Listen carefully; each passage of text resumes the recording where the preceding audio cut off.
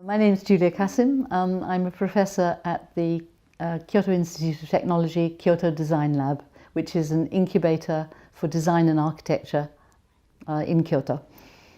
And my practice has been split between three areas.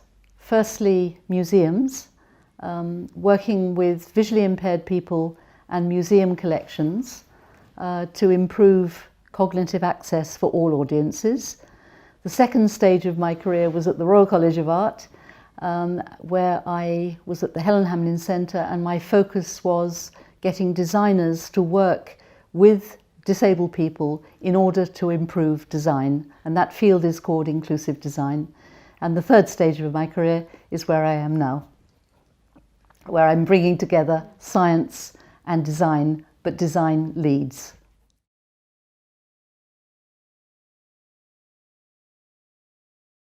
Well, I think the sound landscape of Japan is quite distinct, and it has radical extremes. You have, the very quiet, silent areas of the country, which is very mountainous, and then you have urban environments which are unbelievably noisy.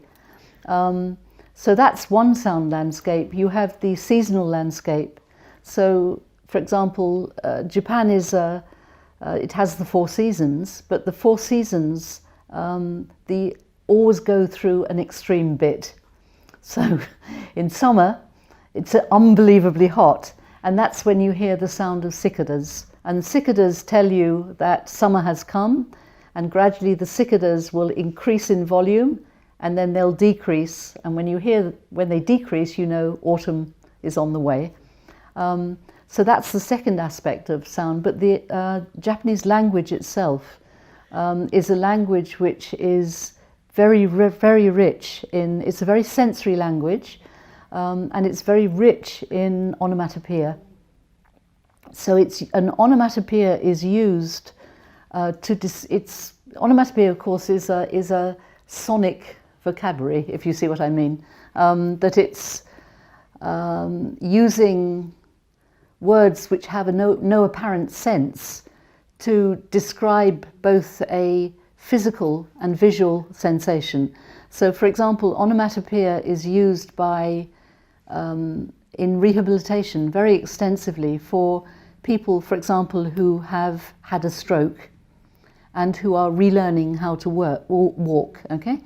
And instead of having long descriptions which track the way in which that person walks, they will use very short onomatopoeic expressions, like, for example, gata gata, or gata gata, or zoro zoro, or bura bura, so that is Japanese onomatopoeia, and it's used not only for gait, it's used to describe huge number, a very, very wide range of sensations, which are, because Japanese is quite an imprecise language. Unlike a Western language, you go around the houses several times. So you often spend, a Japanese description will be twice that of an English description, because you will spend the first part of the talk in describing why you're about to say what you're about to say, and then you say what you're about to say, avoiding any direct confrontation, and then you summarize what you've just said.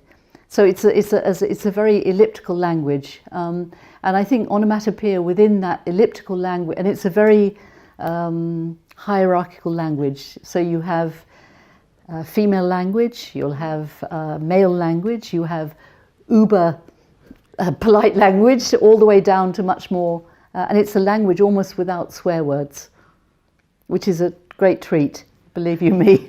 I think it's the nature of the language itself lends itself to onomatopoeia, which is actually giving a sensation. It's forming a sensory picture of what, but it's not exact. It's not exact. It's not medical or exact. And I think that's why it's incredibly useful for, particularly in the medical world, where you're trying to describe something which is very difficult to capture in anything except this extremely precise speech.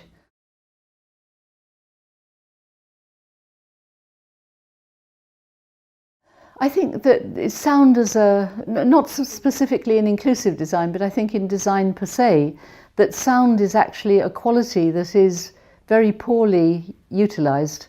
It's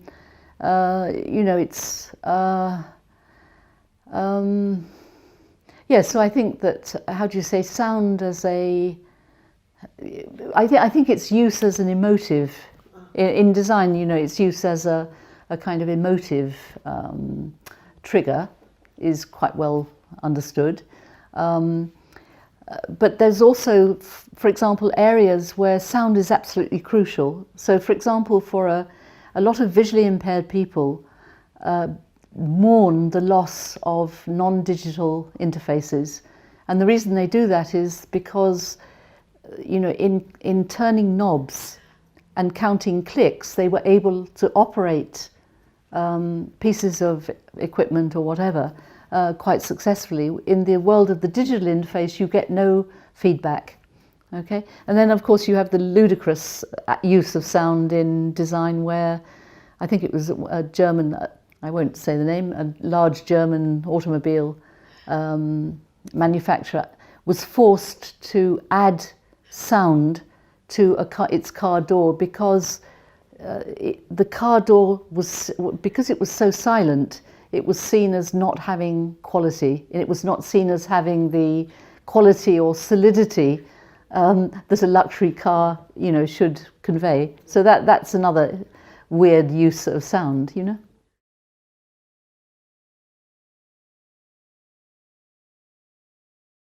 Well, obviously, my perspective has always been, how can you look at the extreme and use that to inform the mainstream? That's been my... And when working with designers, it's why I've always put designers into the extreme scenarios of disability, in order for them to have a greater sensitivity and understanding of what actually the mainstream needs. So I think, and for me, one of my big heroes is Oliver Sacks. He's a neurologist and writer who has written wonderfully and beautifully, poetically about disability in a way which is neither, it's not sentimental, it presents the huge creative possibility that is represented by the loss of whatever, the loss of ability in whatever form it manifests itself, and for it not to be seen as a negative thing, but as a kind of a journey, a very alternative journey that a person has been forced to take, and where they have used creativity, to in unbelievable ways, to overcome that or to maintain communication. So for me, he's an absolute seminal writer. I don't read disability studies, but I read Oliver Sacks.